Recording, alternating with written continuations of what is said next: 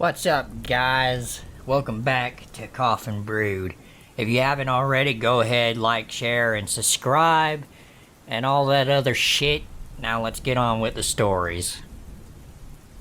It all started in high school.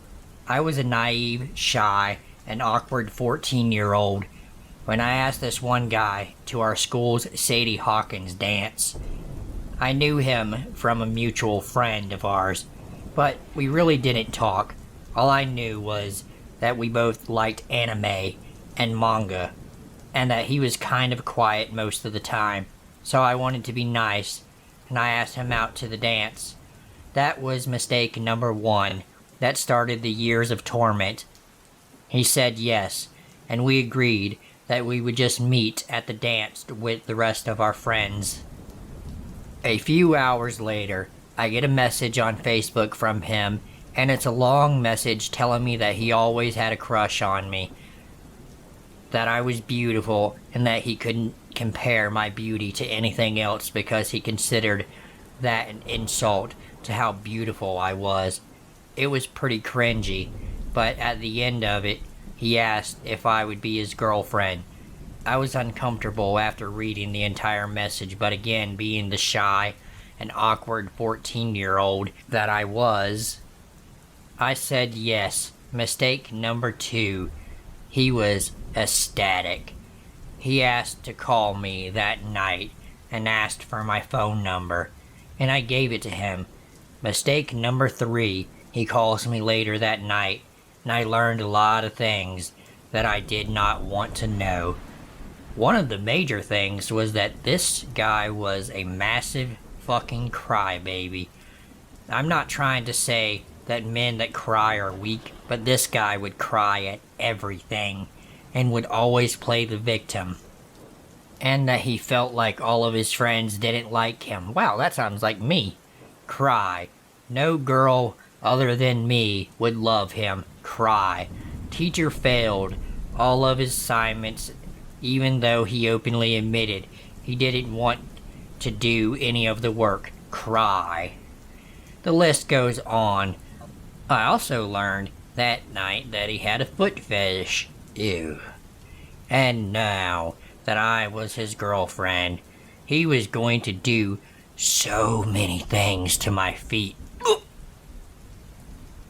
But as a 14-year-old who didn't like showing off any part of my body, I was uncomfortable, and when I went silent for a little bit, guess what he did? He cried. Because I thought he was a freak. His words, not mine. I told him no. I didn't think that, though I was starting to. He instantly cheered up. He continued to call me every night, and the conversations usually were the same as the first night. He called until the night of the dance. At the dance, he mentioned he never had his first kiss, and how sad it was. I already had my first kiss at this point, and I'm so glad he wasn't it. I kissed him at the dance, just to get it over with. However, throughout the night, he would try to kiss me even more, and even tried shoving his tongue in my mouth. It got so bad that a teacher had to pull us apart. Of course, he goes off to sulk and cry. After the dance, I get a text from him saying how magical I made the night for him, that the kiss was delicious, and how the stupid teacher didn't understand our love. I was feeling pretty sick to my stomach at this point and wanted to break up with this guy, but I stayed a little bit longer. Mistake number 4. 2 days later, he asked me out on a date to the movies, and I stupidly said yes, and he asked if one of his best friends could come, and if I could bring one of my best friends, since his friend found her attractive and wanted her to be his girlfriend. I told both of them no, he wasn't her type, and in all honesty, she fucking hated him. They keep pushing me to bring her, but I kept telling them no. His best friend calls me killjoy cunt. And he did his usual thing of crying because he didn't get what he wanted. We go to the movies that night, and his friend sits behind us. The sound of the lights go out. He turns my head and starts kissing me and pushing his tongue into my mouth.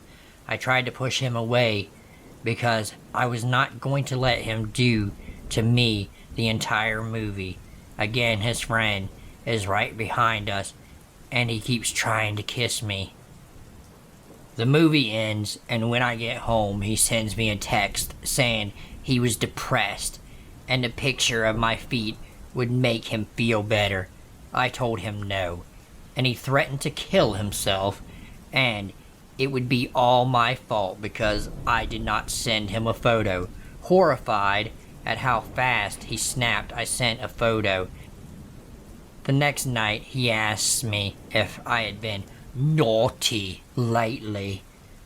Knowing where this was leading to, I told him no. He then starts crying about how I was cheating on him and that I had been being naughty with other people, and again he threatened to kill himself.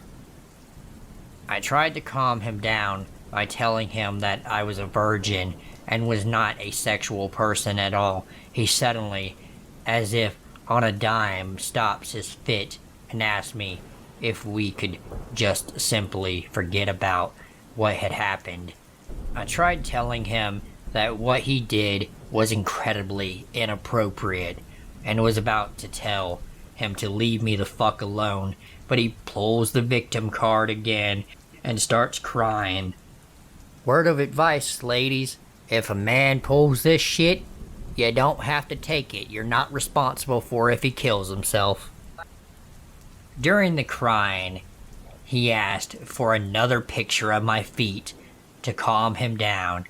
Scared he was going to snap again, I sent him another picture.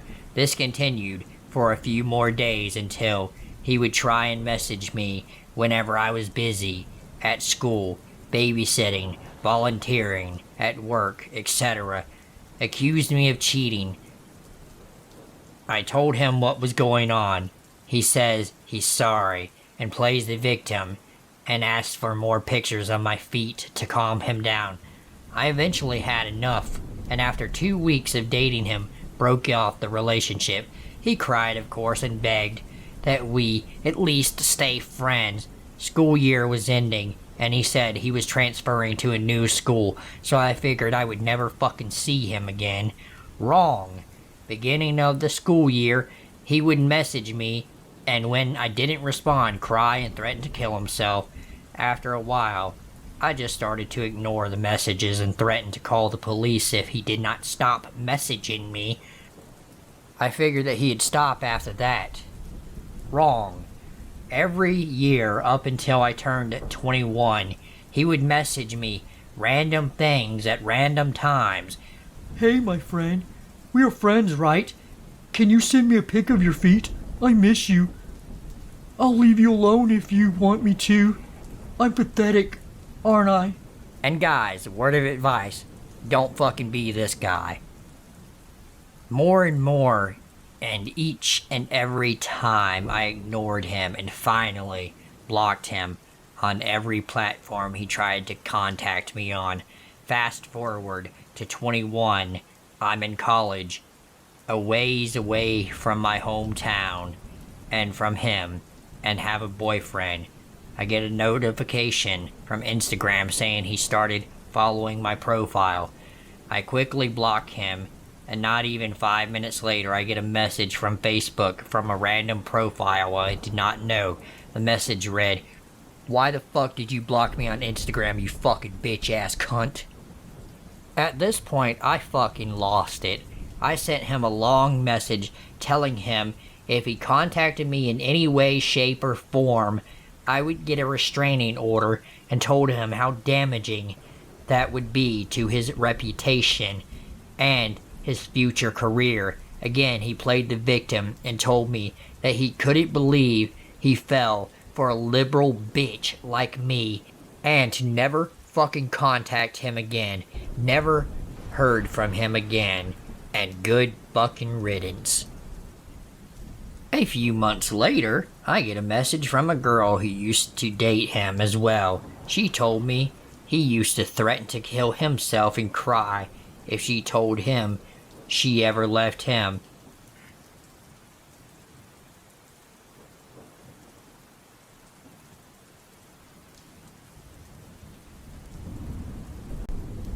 I dated my ex for almost 2 full years, from 2017 to the end of 2018. Shortly before we started talking, I was messaged on Kik by this random account who would tell me that they followed me everywhere. They knew who I was. They knew where I lived and knew for a long time. One time I even stopped to play with a stray puppy I saw before going home, and at the end of that day, they messaged me saying they were going to squish the puppy I played with. When my ex and I started to date, the stalker person would go long periods without talking to me and then randomly come back just to creep on me and following me. But they never acted on any of their threats, like robbing my house and stabbing me. Last summer, I was raped in a car by my fucking so-called friend, and I was traumatized. I never said anything about it. About 3 months after that, the stalker messaged me saying they saw me cheat, and that they were gonna tell my boyfriend about it. The weird thing is, when my ex asked me about it, he knew the name of the guy who raped me, but I never brought that up. I was too concerned about anyone knowing what happened. Alright, look, I'm not gonna make any jokes about this because this isn't funny, but if you were fucking raped, you need to fucking say something. This goes out to all of my listeners. If anyone has sexually assaulted you or raped you or whatever, fucking say something. Don't be embarrassed about it. It's not your fucking fault that it happened. Just say something. Don't let fucking scumbags get away with shit like this. 5 months later, towards the end of the year, he finally broke up with me. And a few weeks later, the stalker started messaging me saying things about how my ex misses me and would switch up and say he was cheating on me while with me anyways. Things like that. The most recent incident that makes me think it was my ex possibly stalking me is when he added one of my friends on Snapchat and started asking her questions about me after seeing me in one of her Snapchat stories. After that, she said she would see his Bitmoji on the map around the corner from her house going up and down the street, so she removed him. I decided to be straight up and message him on Instagram asking him if he was fucking stalking me or he had people doing it for him, and he denied it, but I feel as if he was lying. He's definitely not the person to use perfect grammar while texting, and he uses emojis almost always, which he never did this time. One other suspicious thing I remember while being with him is he would always turn his location on and off on Snapchat, and he once came to see me at work when I never even told him I worked that day. He is also the type of person who likes to travel. He uses a bike and doesn't own a car, which could explain why I would never see my stalker in person. One time, they were messaging me while I was at a park, and they were leaving hints as to where they were. They could see me, but I never saw them. Anyway, there is a part of me that tries really hard to think that it wasn't my ex stalking me, but I don't know what else to think.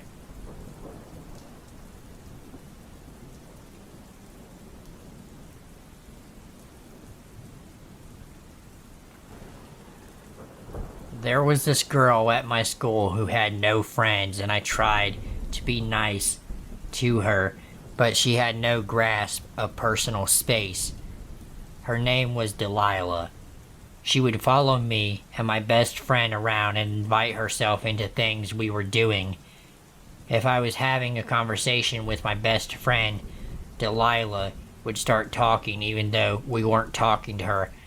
My BFF told me that Delilah followed her around in gym. Delilah also joined every club I did.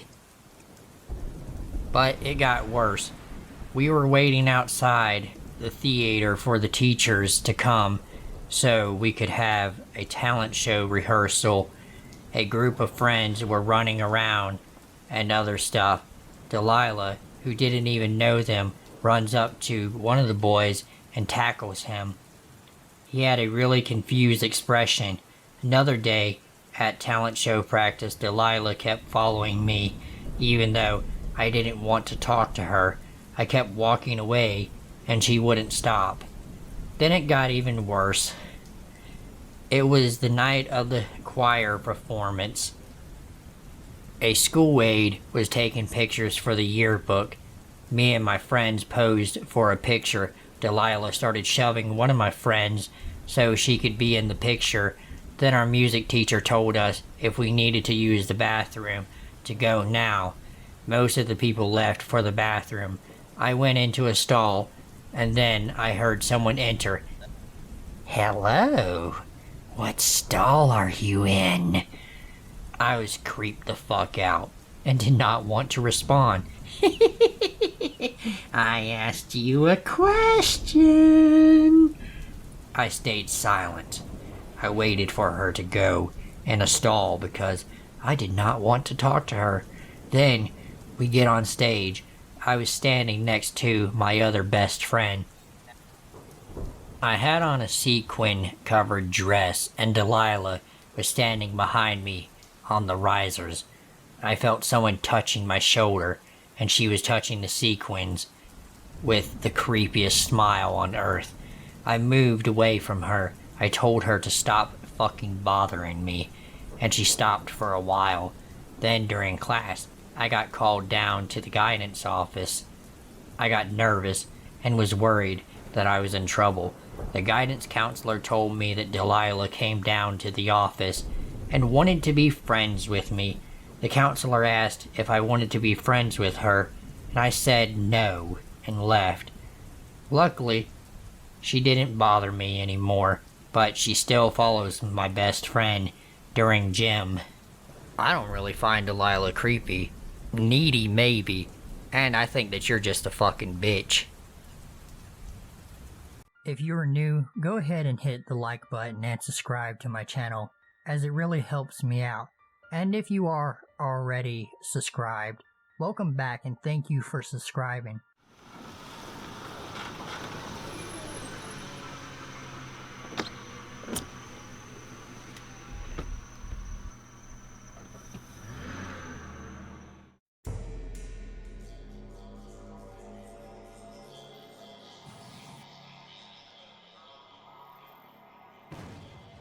I am your host, Coffinbrood. Ladies and gentlemen, comment down below and subscribe to my channel if you have not. Please don't kill me. I have a lot to live for. I have a wife and kids.